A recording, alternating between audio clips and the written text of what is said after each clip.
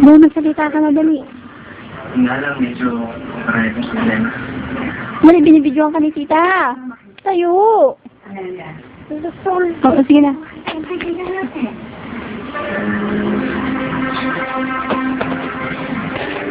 Si kuya, nilagat si kuya. Kuya, pinipicturan ka namin.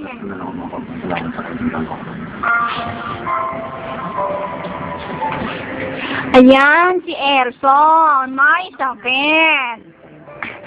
Yung matigas ang ulo. May sugat pa sa ilong. Mamaya, binibidyoan pa, panoorin natin.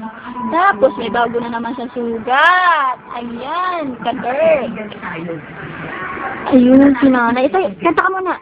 Kanta ka muna. Dali, bibidyoan. Papanoorin natin. So, dali, tayo na. Ay, may lobo. Lumipad sa... Ay. Ako ay may lobo.